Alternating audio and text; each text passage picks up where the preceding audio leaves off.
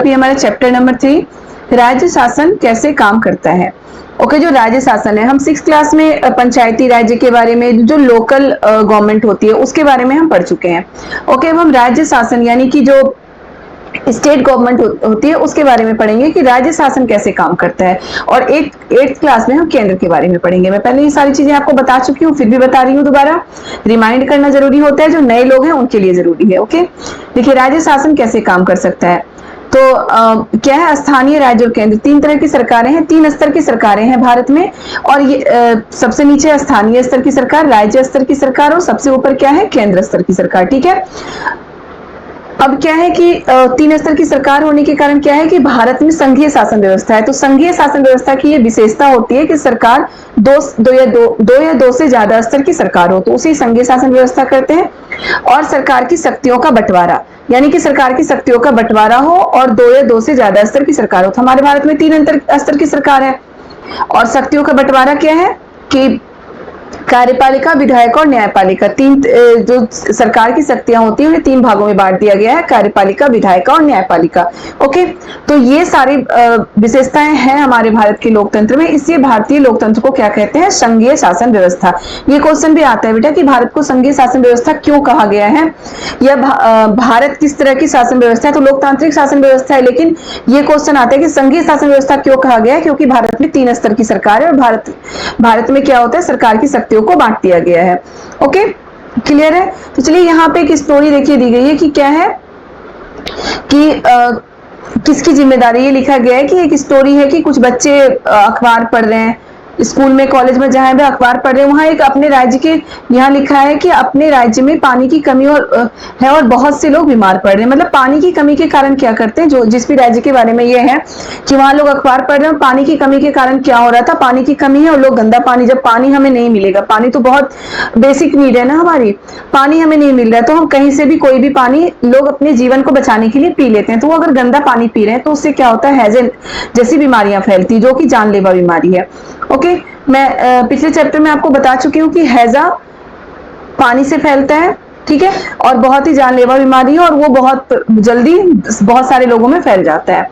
Okay, फिर यही है कि कई गांवों में, मतलब ये स्टोरी दी गई है कि लोग अखबार पढ़ रहे हैं कि मतलब कि पानी दूर दूर से पानी लेकर आ रहे हैं लोग, फिर हॉस्पिटल में बेड भी नहीं है, मरीजों के रहने के लिए बेड तक नहीं है, तो ये अखबार पढ़ रहे थे। फिर क्या है, तो अब ये है कि ये सब देने की जिम्मेदारी किसकी है, तो किसकी है, गवर्नमेंट की है, सरकार की है, राज्य सरकार की। अब नीचे है उस दिन दोपहर में, फिर उसी दिन दोपहर में क्या होता है कि जो बच्चे वहां न्यूज़पेपर पढ़ रहे थे, वही बच्चे जब घर जा रहे हैं तो क्या देखते हैं कि रास्ते में बहुत ज्यादा भीड़ है, लोग क्या कर रहे हैं, जुलूस निकाल रहे हैं, रैलियां निकाल रहे हैं। वो रैली क्यों निकाल रहे हैं, वही जो अखबार में पढ़ रहे थे कि पानी की कमी के कारण लोग बीमार हो रहे हैं, इस तरह की चीजें हो रही है। तो जो गवर्नमेंट है, मतलब राज्य सरकार जो है, देखिए क्या है, रैली के कारण सड़क बंद है, रैली वालों ने विधायक के घर पर घेराव किया। विधायक जो राज्य सरकार में जो विधानसभा में बैठते हैं, तो राज्य सरकार में जो हमारे चुने हुए प्रतिनिधि होते हैं उसे विधायक कहते हैं, ठीक है। तो विधायक के घर का घेराव किया था और घेराव करने वालों में जो प्रमुख था वो कौन था, विपक्षी दल का नेता। ओके, जो विपक्षी दल, विरोधी दल होते हैं, यानी कि वैसे दल जो कि चुनाव में हार जाते हैं, वो क्या करते हैं कि हमेशा ही जो सरकार जो सत्ता में है उसकी कमियां वो निकालते हैं। और ये जरूरी है, विरोधी दल, विपक्षी दल भी होना जरूरी है, तभी हमें सरकार की कमियों का पता चलेगा। तो वो विरोधी दल क्या करती है, सरकार की कमियों को पता करती है। वैसे ही ये विरोधी दल का कोई नेता है जो क्या कर रहे हैं कि बहुत सारे लोगों के साथ रैली निकाल रहे हैं वो, और विधायक के घर का घेराव कर रहे हैं और तेज तेज आवाज में बोल रहे हैं कि हम ये मांग करते हैं कि अधिकारी तुरंत स्वास्थ्य की स्थिति पर नियंत्रण पाने के लिए कदम उठाए। मतलब कि वो विधायक पर प्रेशर डाल रहे हैं कि बहुत जल्दी इस स्थिति पे कंट्रोल पाया जाए, लोगों को हर तरह की सुविधा दी जाए, ठीक है। तो चलिए अब देखते हैं कि विधायक कौन होता है, ठीक है। विधायक कौन क्या है, विधानसभा के सदस्य को विधायक, एमएलए कहा जाता है। विधानसभा कहाँ पे होता है, राज्य में होता है, याद रखिएगा, राज्य में विधानसभा होता है। और विधानसभा के सदस्य को क्या कहा जाता है, विधायक या फिर एमएलए। बिल्कुल बेटा याद रखिएगा आप, ये क्वेश्चन आ चुका है कई बार और आता भी है कि विधायक कौन है। तो विधानसभा के सदस्य को विधायक कहा जाता है। एमएलए उसी को इंग्लिश में एमएलए कहते हैं। वो विधायक या एमएलए हमारे द्वारा वोट डालकर चुने हुए नेता होते हैं, ठीक है। MLA member of legislative assembly का संक्षिप्त रूप है। मेंबर ऑफ लेजिस्लेटिव असेंबली का संक्षिप्त रूप क्या है, एमएलए है, ठीक है। मतलब कि इसी का जो एमएलए जो है इसका फुल फॉर्म है member of legislative assembly. Clear है? का संक्षिप्त रूप है। एमएलए का चुनाव जनता द्वारा किया जाता है, जो मैं बता चुके हैं आपको। एमएलए का चुनाव किसके द्वारा किया जाता है? जनता द्वारा, यानी हमारे द्वारा ही एमएलए चुने जाते हैं। फिर वो लेजिस्लेटिव असेंबली के मेंबर यानी विधानसभा के सदस्य बन जाते हैं, हमारे द्वारा चुने जाते हैं। उसके बाद क्या होते हैं? वो विधानसभा के सदस्य बन जाते हैं। क्लियर है? और बन जाते हैं और सरकार बनाते हैं। फिर वही एमएलए मिलकर क्या करते हैं? सरकार बनाते हैं। जो पार्टी जीतती है, जो पार्टी 50% से ज्यादा सीटें ले आती है, उसी पार्टी का क्या होता है? मुख्यमंत्री चुने जाते हैं उस पार्टी से। इस प्रकार से हम कह सकते हैं कि विधायक जनता का प्रतिनिधित्व करते हैं।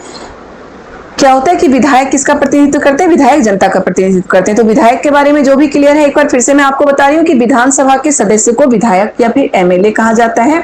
एमएलए जनता द्वारा चुने हुए होते हैं। दूसरा पॉइंट, जनता के द्वारा चुने गए, मतलब वोट में चुने गए मेंबर को ही मेंबर एमएलए होते हैं। एमएलए क्या होता है? विधानसभा जब एमएलए फिर मतलब कि जनता द्वारा चुने हुए होते हैं और उसके बाद वो विधानसभा के सदस्य बन जाते हैं और सरकार बनाते हैं। क्लियर है? फिर वो सरकार बनाते हैं। उसके बाद क्या है कि जनता विधायक जनता का प्रतिनिधित्व करते हैं। चौथा पॉइंट हमारा क्या होगा कि विधायक जनता का प्रतिनिधित्व करते हैं। अब देखिए यहाँ पे भारत के हर राज्य में एक विधानसभा है। मैं आपको बता चुकी थी कि विधानसभा कहाँ पे होता है? राज्य में है। तो भारत के हर राज्य में एक विधानसभा है। एमएलए के बारे में क्लियर हो गया होगा आपका, विधायक के बारे में कि क्या है? ना हो तो आप कमेंट में मुझसे जरूर पूछेंगे। अब देखिए हर राज्य कई निर्वाचन क्षेत्रों में बटा हुआ है। उदाहरण के लिए यहाँ दिए गए मानचित्र को देखिए। इसमें क्या होता है कि हर राज्य कई निर्वाचन क्षेत्र में बटा होता है जब हम वोट देने जाते हैं। क्लियर? जब हम वोट देने जाते हैं तो क्या होता है, आप जितने भी बच्चे अभी पढ़ रहे हैं वो 18 ईयर्स से ज्यादा के हैं, बिल्कुल ज्यादा के हैं। सीटेट के लिए पढ़ रहे हैं, आप कॉम्पिटिशन के एग्जाम के लिए पढ़ रहे हैं, तो 18 ईयर्स के ज्यादा के होंगे। वोट तो आप डालते ही होंगे।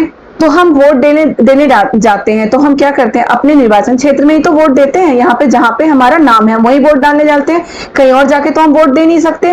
तो ये कि हर राज्य में कई निर्वाचन क्षेत्रों में बटा हुआ होता है राज्य। और देखिए हिमाचल प्रदेश में दिया गया है कि 68 निर्वाचन क्षेत्र है हिमाचल प्रदेश में। ये तो मतलब कि वो हिमाचल प्रदेश का दिया गया 68 निर्वाचन क्षेत्र। हर निर्वाचन क्षेत्र में जनता एक प्रतिनिधि चुनती है। अब क्या होता है कि राज्य कई निर्वाचन क्षेत्रों में बटा हुआ होता है। निर्वाचन क्षेत्र क्या होता है कि जहां पर हम वोट डालते हैं, ठीक है, जहां पर हम वोट डालते हैं उसे निर्वाचन क्षेत्र कहते हैं। और हर निर्वाचन क्षेत्र में क्या होता है? जनता एक प्रतिनिधि चुनती है। वहां पे कई मेंबर होते हैं, जो प्रतिनिधि होते हैं हमारे सामने, जो उम्मीदवार खड़े होते हैं, एक नहीं होते, कई होते हैं। ठीक है? तो कई उम्मीदवार खड़े होते हैं, उसमें हम एक को, जिसको ज्यादा वोट मिलता है, हम तो किसी को भी वोट डाल सकते हैं, जिससे ज्यादा वोट मिलता है उसे चुना जाता है। तो वही कहते हैं कि जनता ही तो चुनती है। तो जनता एक प्रतिनिधि चुनती है जो विधानसभा का सदस्य यानी कि विधायक बनता है।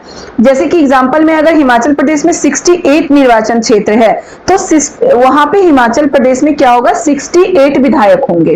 क्लियर है? कितने होंगे? 68 विधायक होंगे वहां पे। आपने ध्यान दिया होगा कि चुनाव में लोग अलग अलग पार्टियों के नाम से खड़े होते हैं, इसलिए ये विधायक अलग अलग राजनीतिक दलों के होते हैं। अब जो विधानसभा में लोग बैठते हैं वो जो सत्ता जीत मतलब जिसकी सरकार है या जो पार्टी जीत गई, सिर्फ वही नहीं होते, सारे ही राजनीतिक दलों के विधायक वहां पे बैठते हैं। ठीक है? 68 विधायक चुने जाएंगे और सभी वहां पे बैठेंगे। अब देखिए क्या है, निर्वाचन क्षेत्र क्लियर हो गया आपको? निर्वाचन क्षेत्र क्या होता है, विधायक क्या होता है, क्लियर हो गया होगा। अब है बहुमत। तो क्या होता है कि जो निर्वाचन क्षेत्र, अगर 68 निर्वाचन क्षेत्र है वहां पे, तो 68 निर्वाचन क्षेत्र में इसका आधा क्या हो गया? 34।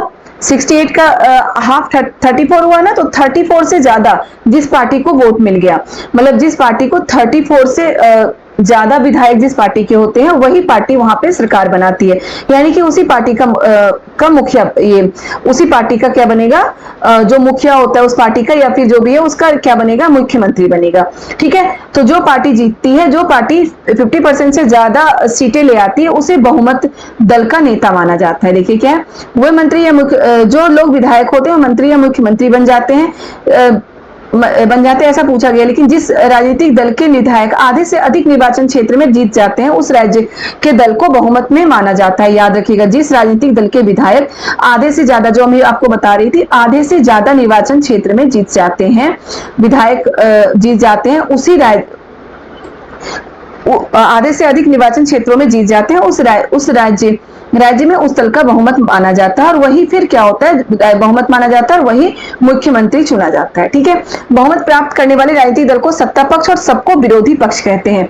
बिल्कुल याद रखिएगा, जो सत्ता पक्ष कौन होता है, बहुमत प्राप्त करने वाले राजनीतिक दल को क्या कहते हैं, सत्ता पक्ष कहते हैं, और बाकियों को क्या बोलते हैं, विरोधी पक्ष। अब यहां से क्वेश्चन आ सकता है, घुमा के आ सकता है, इसलिए एक एक पॉइंट क्लियर करके आपको पढ़ना है कि इसमें देखिए ये क्वेश्चन है ना कि जो लोग विधायक होते हैं वो मंत्री या मुख्यमंत्री बन जाते हैं क्या, जो लोग विधायक होते हैं क्या अपने आप मंत्री और मुख्यमंत्री बन जाएंगे, तो नहीं। तो इससे रिलेटेड ये आ सकता है कि क्या मतलब क्या गलत है क्या सही है, तो इसके सारे पॉइंट आपको याद करना है कि आधे से अधिक किसी भी राजनीतिक दल के विधायक आधे से अधिक निर्वाचन क्षेत्र में अगर जीत जाते हैं तो उस पार्टी का मुख्यमंत्री बनाया जाता है। ठीक है, उसको बहुमत माना जाता है, बहुमत दल की पार्टी मानी जाती है, उसी में से क्या होता है, मंत्री चुने जाते हैं और मुख्यमंत्री चुने जाते हैं। और जो पार्टी बहुमत दल प्राप्त करती है, बहुमत प्राप्त करने वाले राजनीतिक दल को सत्ता पक्ष कहते हैं और अन्य सबको विरोधी पक्ष कहते हैं। मतलब मान लो 5-6 पार्टियां खड़ी हैं, ओके, 5-6 पार्टियां इलेक्शन में खड़ी हैं, एक निर्वाचन क्षेत्र में 5-6 पार्टियां खड़ी हैं, हर निर्वाचन क्षेत्र में वो खड़े हैं लोग, मतलब उम्मीदवार के रूप में खड़े हैं, तो कोई एक ही तो जीत पाएगा, किसी एक पार्टी को ही, तो या तो वो गठबंधन की सरकार बनेगी, तो गठबंधन में 2-3 पार्टियां मिलकर करती हैं, या फिर वो भी 2-3 पार्टियां मिलकर अगर करेगी तो बाकी पार्टियां जो होती हैं, जो 2-3 पार्टियां मिलकर सरकार बनाती है और जिन्हें बहुमत मिलता है वो तो सत्ता पक्ष कही जाएगी, लेकिन जो हार जाते हैं उसे विरोधी पक्ष कहते हैं। क्लियर है? आप चलिए नेक्स्ट देखते हैं क्या है। विधानसभा में कुल विधायकों की संख्या 68 है, इसलिए बहुमत प्राप्त करने के लिए किसी भी राजनीतिक दल को 34 से अधिक विधायकों की आवश्यकता होती है। बता चुकी हूं मैं ऊपर की 34 से अधिक मतलब कि आधे से अधिक विधायक की आवश्यकता होती है, तभी उसे बहुमत प्राप्त पार्टी कह सकते हैं। एक एक पॉइंट बेटा जो भी मैं बता रही हूँ बिल्कुल ध्यान से आपको सुनना है, समझना है और पढ़ना है। ओके, नोट्स बनाते जाइए, मैं हमेशा से बोलती आई हूं आपको कि नोट्स अपने हाथ से बनाते जाइए, बहुत ही हेल्पफुल होता है अपने हाथ से बनाया हुआ नोट्स, हमें वो याद रहता है लंबे समय तक। दूसरे के बनाए हुए नोट्स को हमें रटना पड़ता है, लेकिन अगर हम अपने हाथ से नोट्स बनाएंगे तो बहुत लंबे समय तक हमें याद रहता है, फिर हम उसे भूल नहीं सकते। ठीक है, अब देखिए आगे देखते हैं। विधानसभा ऐसा स्थान होता है जहां सभी विधायक, चाहे वे सत्ताधारी दल के हो अथवा विरोधी दल के, विभिन्न विषयों पर चर्चा करने के लिए एकत्रित होते हैं। इस तरह कुछ विधायकों की दोहरी जिम्मेदारी हो जाती है, एक विधायक के रूप में और दूसरी मंत्री के रूप में।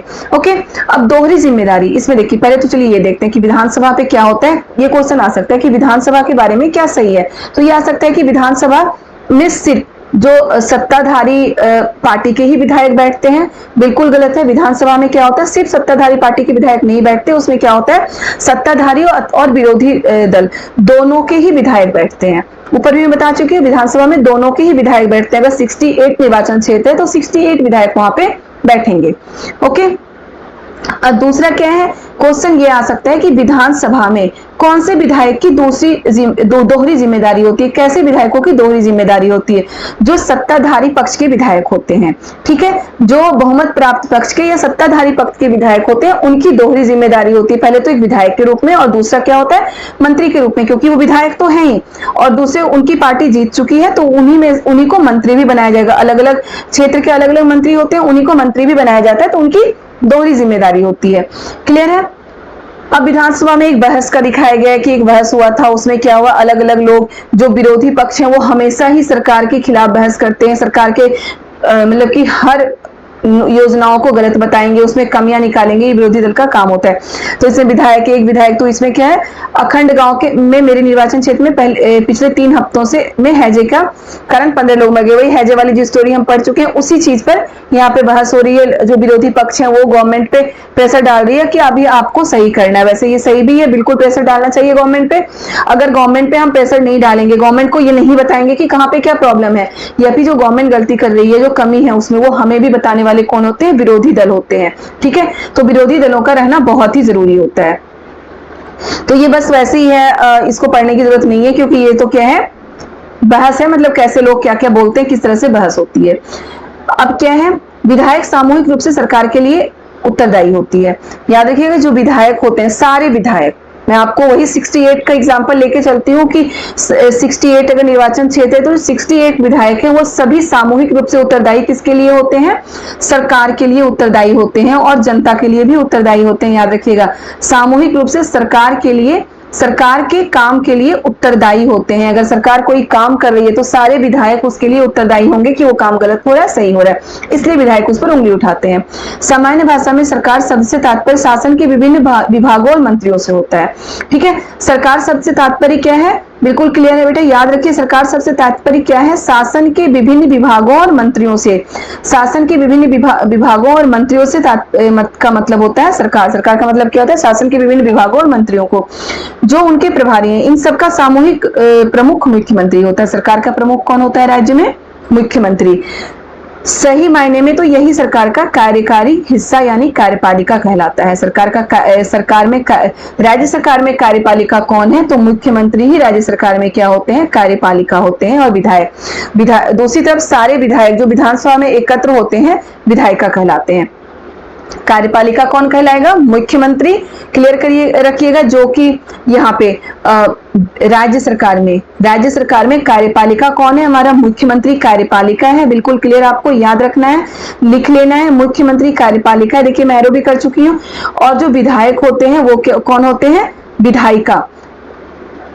एक तरफ सारे विधायक जो विधानसभा में एकत्र होते हैं उसे विधायिका कहते हैं। याद रखिएगा, विधि का मतलब होता है कानून और विधायिका मतलब कानून बनाने वाले। ठीक है, तो राज्यसभा में जो सारे विधायक एकत्रित होते हैं वो कौन होते हैं, विधायिका होते हैं। विधायिका बिल्कुल आपको ध्यान रखना है, विधायिका कौन है, जो सारे विधायक होते हैं वो मिलके क्या बनाते हैं, क्या बोला जाता है, उनको विधायिका बोला जाता है। क्लियर है ये। अब चलिए आगे हम देखते हैं क्या है शासन की कार्यप्रणाली। विधानसभा, देखिए केवल विधानसभा में ही सरकार के काम के बारे में टीका टिप्पणी और सरकार की कार्रवाई करने की मांग नहीं की जाती, आप नियमित रूप से अखबारों। अब शासन की कार्यप्रणाली क्या है, यहाँ पहले तो हम ये देखते हैं, लोकतंत्र में अनेक माध्यमों के द्वारा लोग अपने विचार व्यक्त करते हैं और कार्रवाई करते हैं। लोकतंत्र में क्या होता है, अनेक माध्यम के द्वारा हम सरकार तक अपने विचारों को पहुंचाते हैं और कार्रवाई करते हैं, जैसे कि रैली निकालना, आंदोलन करना, भूख हड़तालें करना, इस तरह के काम करके हम सरकार तक अपनी बातों को पहुंचाते हैं और अपनी मांगों को मानते हैं। तो एक तो विधानसभा है, विधानसभा में भी क्या होता है कि विधानसभा में लोग क्या करते हैं कि जो विरोधी दल के विधायक हैं वो क्या करेंगे, वो सरकार के कामों की कमी निकालते हैं और जनता की बातें सरकार तक पहुंचाते हैं और सरकार की बातें जनता तक पहुंचाते हैं। और यहाँ पे दूसरा हमारा प्रेस वार्ता दिया गया। प्रेस वार्ता क्या है, विधानसभा में चर्चा होने के थोड़े समय के बाद स्वास्थ्य मंत्री की प्रेस वार्ता की गई। इसमें विभिन्न समाचार पत्रों के प्रतिनिधि काफी संख्या में आए। प्रेस वार्ता में क्या होता है, समाचार पत्रों के प्रतिनिधि आते हैं, फिर जो मंत्री होता है, इसमें स्वास्थ्य मंत्री का एग्जाम्पल दिया गया, उनसे सवाल किया जाता है, फिर वो जवाब देते हैं, वो चीजें न्यूज में दिखाया जाता है और अखबार में छप के लोगों तक पहुंचती है। क्लियर है। तो ये दो चीजें हैं, प्रेस वार्ता और विधानसभा। और फिर रैलियां होती हैं, आंदोलन होते हैं, इस तरह की चीजें होती है। अब यहाँ पे जो इंपॉर्टेंट चीजें हैं बस वही मैं बता रही हूँ आपको कि कानून बनाने की सबसे बड़ी संस्था कौन सी है, संसद है। बिल्कुल याद रखिएगा आप। कानून, कई बार ये क्वेश्चन आया है कि कानून न्यायपालिका में बनाया गया, कोर्ट में बनाया जाता है, नहीं बनाया जाता, कानून संसद में बनाया जाता है। लेकिन संसद में बनाए गए कानून में अगर संशोधन करना है, कोई कमी निकालना, तो वो सर्वोच्च न्यायालय जो होती है वहां पे यानी कि सुप्रीम कोर्ट जो है वहां पे उस कानून में संशोधन किया जाता है, कानून को बदला जा सकता है या कानून को रद्द किया जा सकता है। लोकतंत्र में विधायकों एमएलए के रूप में जनता अपने प्रतिनिधि को चुनती है। बिल्कुल विधायकों को चुनती है लोकतंत्र में। राज्य लोकतंत्र में क्या होता है, जनता अपने प्रतिनिधियों को एमएलए के रूप में चुनती है। इसमें एक पॉइंट ये भी था कि जो मुख्यमंत्री की नियुक्ति कौन करता है, तो मुख्यमंत्री की नियुक्ति कौन करता है, एलजी करता है। ठीक है, देखिए ये कहीं पे है, इसमें मैं ढूंढ रही हूँ, अगर नहीं मिल रहा तो आप प्लीज इसे याद कर लीजिए। जो मुख्यमंत्री की नियुक्ति कौन करता है, एलजी करता है मुख्यमंत्री की नियुक्ति। ओके, एलजी मुख्यमंत्री की नियुक्ति करता है। बिल्कुल आपको याद रखना है ये चीजें कि मुख्यमंत्री की नियुक्ति, ये क्वेश्चन आ चुका है बेटा कई बार कि मुख्यमंत्री की नियुक्ति कैसे होती है, कौन करता है। तो मुख्यमंत्री की नियुक्ति कौन करता है, एलजी करता है। ओके, अगर और कुछ रह गया तो आप बिल्कुल इसमें से पूछ सकते हैं। मैं फिर से एक बार रिमाइंड कर देती हूँ, राज्य सरकार शासन, ठीक है, क्या क्या है।